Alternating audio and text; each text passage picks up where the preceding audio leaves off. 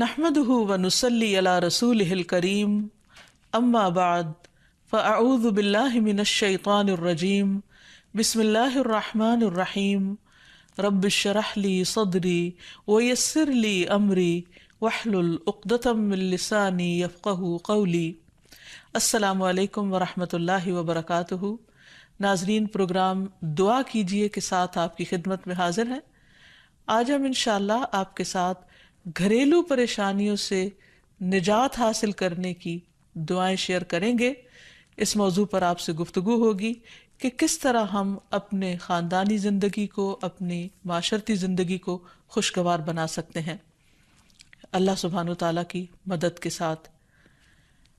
کوشش اپنی جگہ، لیکن ہر کوشش اس وقت فائدہ مند ہو جاتی ہے جب انسان اس کے ساتھ ساتھ اللہ تعالیٰ سے دعا کرتا ہے۔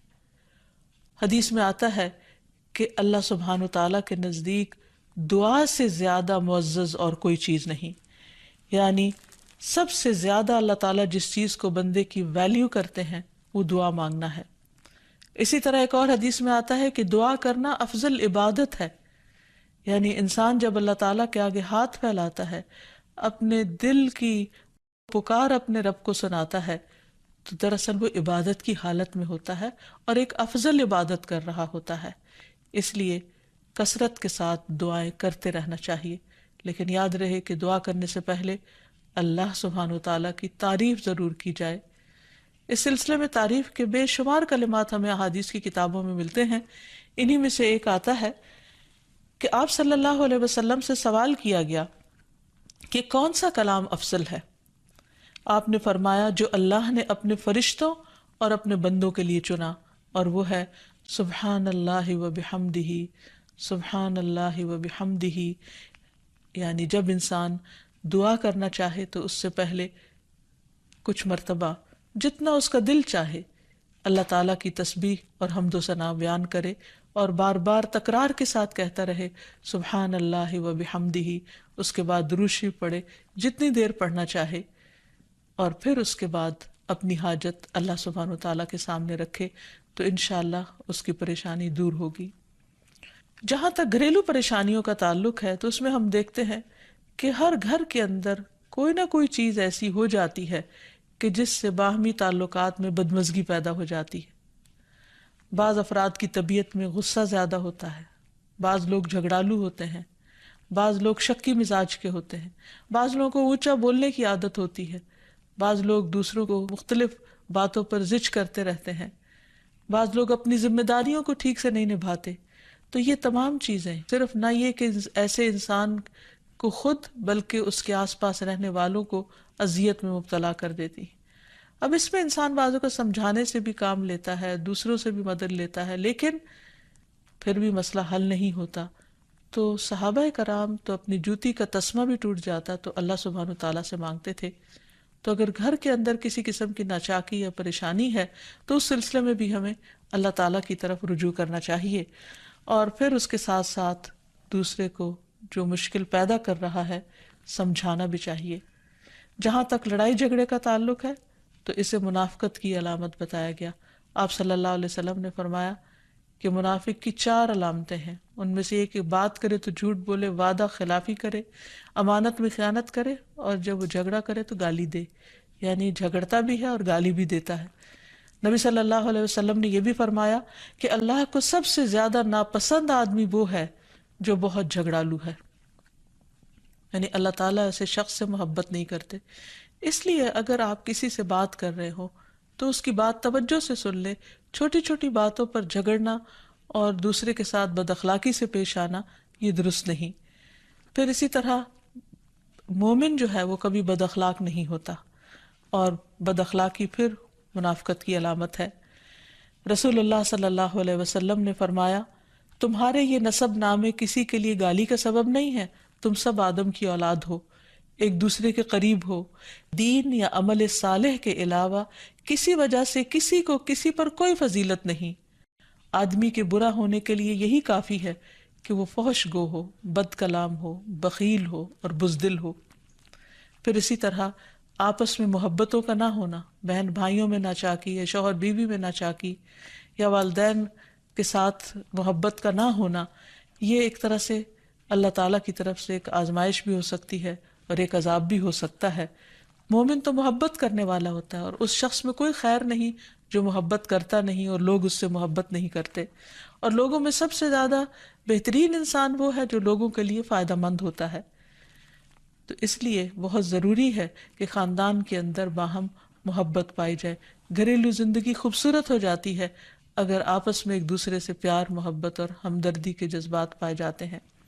پھر اسی طرح بعض اوقات گھریلو زندگی میں بدگمانیاں بہت تکلیف دیتی ہیں، یا گھر کے کچھ افراد سنی سنائی باتوں پر یقین کرتے ہوئے دوسروں کے خلاف بدگمانی پال لیتے ہیں، تو اس سے بھی پرہیز کرنے کی ضرورت ہے۔ اسی طرح گھریلو پریشانیوں میں گھر کا تنگ ہونا بھی ایک عذاب کی شکل ہے۔ اس لیے نبی صلی اللہ علیہ وسلم نے ہر وضو کرنے کے بعد جو دعا سکھائی، اس میں خاص طور پر یہ دعا آتی ہے کہ اے اللہ میرے گھر میں وسعت پیدا کر دے، یعنی ایک تو دلوں میں وسعت ہو، اور دوسرا یہ ہے کہ جگہ بھی کشادہ ہو۔ رسول اللہ صلی اللہ علیہ وسلم نے فرمایا 3 چیزیں بدبختی میں سے ہیں۔ عورت جب تو اسے دیکھے تو وہ تجھ کو بری لگے، اور وہ تجھ پر اپنی زبان چلائے، اور اگر تو اس سے غائب ہو تو وہ اپنے نفس کی اور تیرے مال کی حفاظت نہ کرے۔ دوسرے، مریل سواری کہ اگر تو اسے مارے اور چلائے تو تجھ کو تھکا دے، اور اگر اسے چھوڑ دے تو تجھے جلد تیرے ساتھیوں تک نہ پہنچائے، اور ایسا گھر جو تنگ اور کم سہولتوں والا ہو۔ تو اس لیے اگر انسان ایسی کسی تکلیف میں مبتلا ہے تو اس کا حل بھی یہی ہے کہ کوشش کے ساتھ ساتھ انسان دعا کرے۔ اسی طرح خرچ میں کمی، وسائل میں کمی، مال میں کمی، یہ تمام چیزیں بھی عموماً گھروں کے اندر جھگڑے پیدا کر دیتی ہیں۔ کھانے پینے کی قلت، بنیادی ضروریات کا پورا نہ ہونا، تو ایسی صورت میں بھی انسان اللہ تعالیٰ کی طرف رجوع کرے، اور اس کے لیے ساتھ ہی کوشش بھی ضروری ہے۔ کوشش میں سب سے پہلے تو یہ کہ انسان لڑائی جھگڑا چھوڑے، صبر و ضبط کی عادت ڈالے، برداشت اور تحمل کی عادت اپنے اندر پیدا کرے، اپنے اخلاق کو بہتر بنائے۔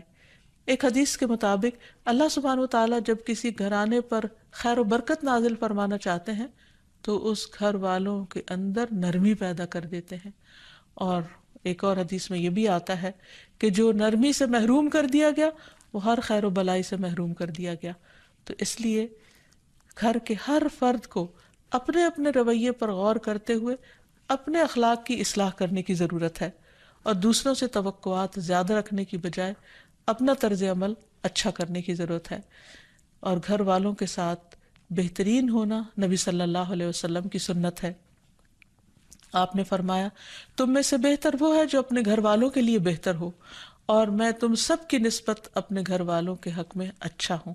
یعنی آپ نے اپنی مثال دی کہ میں سب سے اچھا سلوک اپنے گھر والوں سے کرتا ہوں، تو تمہیں بھی اگر اچھا بننا ہے تو ایسا ہی کرنا ہوگا۔ پھر اسی طرح گھر والوں کو زیادہ سے زیادہ فائدہ پہنچانا۔ حسن بصری سے مروی ہے کہ اللہ تعالیٰ کے نزدیک پسندیدہ بندے وہ ہیں جو اپنے اہل و عیال کو سب سے زیادہ نفع دینے والے ہیں۔ پھر اسی طرح پیار و محبت سے رہنا۔ اگر لڑائی جھگڑا ہو بھی جائے یا کوئی غلط فہمی پیدا بھی ہو جائے تو اس وقت خاموشی اختیار کر لینا، مناسب وقت کا انتظار کر کے اس غلط فہمی کو دور کرنا ضروری ہے۔ پھر اسی طرح اللہ سبحانہ وتعالیٰ نے گھریلو زندگی کو خوشگوار بنانے کے لیے جو بہترین ہدایت ہمیں قرآن مجید میں دی ہے وہ ہے عفو و درگزر سے کام لینا۔ اللہ تعالیٰ فرماتے ہیں یا ایہا الذین آمنوا ان من ازواجکم و اولادکم عدوا لکم فاحذروہم وَإِن تَعْفُوا وَتَصْفَحُوا وَتَغْفِرُوا فَإِنَّ اللَّهَ غَفُورٌ رَّحِيمٌ إِنَّمَا أَمْوَالُكُمْ وَأَوْلَادُكُمْ فِتْنَةٌ وَاللَّهُ عِندَهُ أَجْرٌ عَظِيمٌ۔ اے لوگو جو ایمان لائے ہو، بے شک تمہاری بیویوں اور تمہارے بچوں میں سے بعض تمہارے دشمن ہیں، سو ان سے ہوشیار رہو، اور اگر تم معاف کرو اور درگزر کرو اور بخش دو تو بے شک اللہ بے حد بخشنے والا نہایت رحم فرمانے والا ہے۔ تمہارے مال اور تمہاری اولاد تو محض ایک آزمائش ہے، اور جو اللہ ہے اسی کے پاس بہت بڑا اجر ہے۔ یعنی انسان کو بعض اوقات اپنی ہی بیوی یا بیوی کو اپنے ہی شوہر سے، اور بعض اوقات اپنے ہی بچوں سے یا اپنے ہی والدین سے دشمنی کا اندیشہ ہو سکتا ہے، اور وہ ایک دوسرے کے لیے مصیبت اور بلا ہو سکتے ہیں، لیکن ایسی صورت میں بھی انسان کا گزارا نہیں ہو سکتا جب تک ایک دوسرے کو معاف نہ کرے۔ زندگی کی گاڑی نہیں چل سکتی جب تک انسان دوسروں کے قصور اور غلطیاں ان سے درگزر نہ کرے، کیونکہ ہر انسان کبھی غصے کی وجہ سے، کبھی جہالت کی وجہ سے، کبھی جلد بازی کی وجہ سے، کبھی لوگوں کے اکسانے پر اپنے پیاروں کے ساتھ زیادتیاں کر جاتا ہے۔ تو ایسی صورت میں انسان اگر چاہتا ہے کہ اس کی زندگی خوشگوار ہو تو اسے معاف کرتے رہنا چاہیے۔ نبی صلی اللہ علیہ وسلم کے اخلاق کے بارے میں جب پوچھا گیا تو حضرت عائشہ کہتی ہیں کہ آپ طعن و تشنیع کرنے والے نہ تھے، یعنی طعنے نہیں دیتے تھے، یعنی اگر کسی سے غلطی ہو جاتی تو اسے بار بار یاد نہیں کراتے تھے، فحش کام نہیں کرتے تھے، بازاروں میں چیخنے والے اور برائی کا بدلہ برائی سے دینے والے نہ تھے، بلکہ معاف کرنے والے اور درگزر کرنے والے تھے۔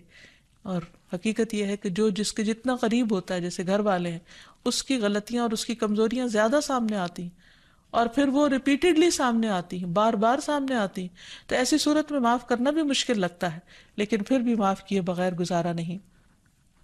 پھر اسی طرح یہ ہے کہ انسان اگر ہمیشہ دوسروں کا حق ادا کرنے کی فکر کرے تو اس سے بھی بہت سے جھگڑے ختم ہو جاتے ہیں۔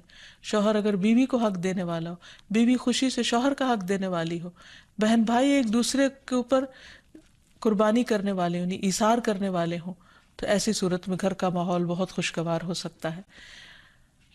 عورت کے بارے میں فرمایا نبی صلی اللہ علیہ وسلم نے کہ عورت اس وقت تک ایمان کی حلاوت نہیں پا سکتی جب تک کہ وہ اپنے شوہر کا حق ادا نہیں کرتی۔ اسی طرح شوہر کے لیے نبی صلی اللہ علیہ وسلم کا یہ اسوہ حسنہ بہترین ہے کہ آپ صلی اللہ علیہ وسلم اپنے گھر ہوتے ہوئے اپنے گھر والوں کے کام کاج میں ہاتھ بٹایا کرتے تھے، ان کی خدمت کیا کرتے تھے۔ جب نماز کا وقت ہوتا تو فوراً نماز کے لیے تشریف لے جاتے۔ آپ اپنے چھوٹے چھوٹے کام خود کر لیا کرتے تھے۔ یعنی اس سے بھی یہ پتہ چلتا ہے کہ خوشگوار گھریلو تعلقات میں دوسرے پر بوجھ نہ بننا ایک بہت اہم نقطہ ہے، کیونکہ اگر ہر انسان اپنی ذمہ داری خود لے لے تو دوسروں کے لیے وہ خوشگوار ہو جاتا ہے۔ پھر اسی طرح گھر والوں کو اگر کوئی غم، تکلیف یا پریشانی ہو تو اس موقع پر اپنے اختلافات کو بھول کر ان کی مدد کرنا، ان کی کیئر کرنا اور ان کی دلجوئی کرنا، یہ بھی بہت ضروری ہے۔ اور حد الوسع گھر کا ماحول خوشگوار رکھنا چاہیے، ایک دوسرے کا احساس کرتے ہوئے اور ایک دوسرے کے کاموں میں عیب نہ نکالتے ہوئے اور ایک دوسرے کو اپریشیٹ کرتے ہوئے، ایک دوسرے کی اچھی خوبیوں کو اور اچھی باتوں کی تعریف کرتے ہوئے، اور اسی طرح بعض اوقات اپنی خواہشات کو پیچھے کرتے ہوئے، کیونکہ اگر ہر انسان یہ چاہے کہ زندگی اس کے مطابق، کیونکہ اگر ہر انسان یہ چاہتا ہو کہ ہر کام گھر میں اس کی مرضی کے مطابق ہو تو یہ ممکن نہیں۔ بہت سے گھروں میں ساس بہو کا جھگڑا کس بنا پر ہوتا ہے، یا آپس میں قریبی رشتوں کا جھگڑا اور فتنہ فساد کس وجہ سے ہوتا ہے؟ کیونکہ ہر شخص یہ چاہتا ہے کہ گھر کا نظام اس کی مرضی کے مطابق ہو، حالانکہ ایسا ہونا ممکن نہیں۔ تو اس لیے ہر انسان کو اپنی رائے بھی دینی چاہیے، لیکن دوسروں کی رائے کا بھی احترام کرنا چاہیے، اپنی ضرورت بھی پوری کرنی چاہیے، لیکن اس کے ساتھ ساتھ دوسروں کی ضروریات کا بھی خیال کرنا چاہیے۔ پھر اسی طرح بہت سے معاملات میں قناعت اختیار کرنی چاہیے، کیونکہ یہ زندگی بذات خود ایک امتحان ہے، اور اصل عیش و عشرت کی جگہ جنت ہے، دنیا نہیں، یا دنیا کا گھر نہیں۔ تو اس لیے ضروری ہے کہ مشکل حالات میں انسان اپنے عزیزوں کا، پیاروں کا، گھر والوں کا ساتھ دے، ان کی مدد کرے۔ مثلا شوہر کے اگر معاشی حالات تنگ ہیں تو بیوی ناجائز مطالبات نہ کرے، اسی طرح اگر بیوی بیمار ہے تو شوہر اس سے بہت زیادہ گھر کے کام کا مطالبہ نہ کرے۔ تو ایک دوسرے کے حالات کی رعایت کرتے ہوئے اگر انسان ایک دوسرے سے توقعات رکھے تو اس سے بھی حالات بہت خوشگوار ہو سکتے ہیں۔ اور پھر یہ کہ ہمیشہ دوسروں کی چھوٹی چھوٹی ایفرٹ پر ان کے لیے شکر گزاری کے جذبات ہونے چاہیے۔ مثلاً اگر کوئی آپ کو گھر میں پانی پلا دے تو آپ اس پر بھی شکریہ بولیں۔ ہم عام طور پر اگر گھر سے باہر کہیں ہوتے ہیں اور کوئی ہمارے ساتھ تھوڑے سا بھی احسان کا معاملہ کرے تو ہم اس کے احسان کو مانتے ہیں، لیکن گھر والوں کا احسان ماننا ایک مشکل کام لگتا ہے. تو اس لیے اگر ہم چاہتے ہیں کہ گھریلو زندگی خوشگوار ہو تو اس میں گھر والوں کے احسان کو بھی ماننا ضروری ہے. اور پھر چھوٹی چھوٹی اذیتوں کو بہت مینشن نہیں کرنا چاہیے، ان کا ذکر نہیں کرنا چاہیے، ان پر صبر کرنا چاہیے. تو جو شخص شکر اور صبر سے کام لیتا ہے اس کی زندگی لازماً خوشگوار ہوتی ہے. لیکن اس کے باوجود بھی اگر گھریلو زندگی میں تنگی ہو، تکلیف ہو، آپس کی ناچاکی ہو، دشمنی ہو، پریشانی ہو، بہت بے چینی ہو، تو پھر اللہ سبحانہ وتعالیٰ ہی کی طرف رجوع کرنا چاہیے. کیونکہ قرآن مجید میں آتا ہے وَإِن يُرِدْكَ بِخَيْرٍ فَلَا رَادَّ لِفَضْلِهِ يُصِيبُ بِهِ مَن يَشَاءُ مِنْ عِبَادِهِ وَهُوَ الْغَفُورُ الرَّحِيمُ. اور اگر اللہ تجھ سے کوئی بھلائی کرنا چاہے تو کوئی اسے ٹالنے والا نہیں، وہ اپنے بندوں میں سے جسے چاہے فضل سے نوازتا ہے اور وہ بخشنے والا اور رحم کرنے والا ہے. تو اس لیے چھوٹی چھوٹی تکلیفوں پر بھی فوراً اللہ کا ذکر، اللہ کی یاد، اللہ کی تسبیح انسان کے دل کو سکون بخش دے. اور نبی صلی اللہ علیہ وسلم نے خصوصاً اپنی پیاری بیٹی فاطمہ رضی اللہ تعالی عنہا کو جب وہ گھر کے کام کاج کر کے تھک جاتی تھی، کیونکہ اپنے ہاتھ سے چکی پیستی، اپنے ہاتھ سے آٹا گوندتی، اپنے ہاتھ سے اپنے گھر کے کام کاج کرتی، بچوں کو لک آفٹر کرتی، تو بہت تھک جاتی تھی. اور اسی تھکاوٹ کی وجہ سے انہوں نے ایک دفعہ نبی صلی اللہ علیہ وسلم کے پاس جب کچھ قیدی آئے تو خادم کا مطالبہ کیا، لیکن آپ صلی اللہ علیہ وسلم نے ان کو خادم دینے کی بجائے یہ تسبیحات سکھائی اور فرمایا کہ جب تم اپنے بستر پر جانے لگو تو 33 بار سبحان اللہ، 33 بار الحمدللہ اور 34 بار اللہ اکبر پڑھ لیا کرو. اور اسی لیے یہ تسبیحات فاطمہ کے نام سے بھی معروف ہیں. تو رات کو خاص طور پر بستر پر لیٹ کر یہ تسبیحات ضرور پڑھ لینی چاہیے، کیونکہ یہ گھریلو کام کاج کی تھکاوٹ کا بہترین علاج ہے اور خادم کی جگہ کفایت کرنے والی دعائیں ہیں. پھر اسی طرح گھر میں وسعت اور کشادگی کی دعا، اللہم اغفر لی ذنبی ووسع لی فی داری وبارک لی فی رزقی. اے اللہ میرے گناہ معاف کر دے، میرے گھر میں وسعت پیدا کر دے اور میرے رزق میں برکت عطا کر دے. پھر اسی طرح چھوٹی چھوٹی پریشانیوں کے سلسلے میں مثلاً بچے کو چوٹ لگ گئی یا اچانک کسی وبائی مرض کا کوئی شکار ہو گیا تو علاج معالجے کے ساتھ ساتھ دعا کرنا ضروری ہے. مثلاً گھر والوں میں سے اچانک کسی کو کوئی ایسی بیماری آ گئی، کوئی سٹروک ہو گیا یا ہارٹ اٹیک ہو گیا تو سارے گھر والے پینک ہو جاتے ہیں. ایسی صورت میں پریشانی کا صرف اظہار کرتے رہنے سے اور غمگین رہنے سے مریض کی مدد نہیں کی جا سکتی. تو اس موقع پر اللہ تعالیٰ سے دعا کرنی چاہیے. اور ایک بہت خوبصورت دعا جو نبی صلی اللہ علیہ وسلم نے حضرت اسماء بنت امیس کو سکھائی تھی کہ آپ نے فرمایا کیا میں تمہیں ایسے کلمات نہ سکھاؤں جن کو تم پریشانی کے وقت پڑھا کرو. اور وہ کلمات ہیں اللہ اللہ ربی لا اشرک بہ شیئا، اللہ ہی میرا رب ہے، میں اس کے ساتھ کسی چیز کو شریک نہیں بناتی. اور آخر میں یہ کہ گھر والوں کی باہمی محبت اور الفت اور تعلقات کی بہتری کی دعا کرنی چاہیے جو پیارے نبی صلی اللہ علیہ وسلم نے ہمیں سکھائی ہے.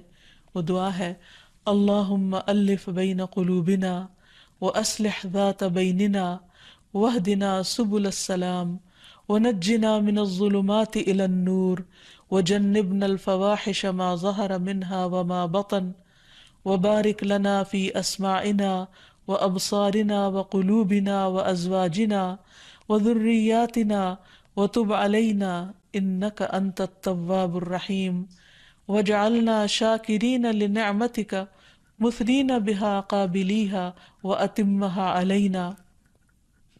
اے اللہ ہمارے دلوں میں الفت پیدا فرما دے اور ہمارے آپس کے معاملات کی اصلاح کر دے.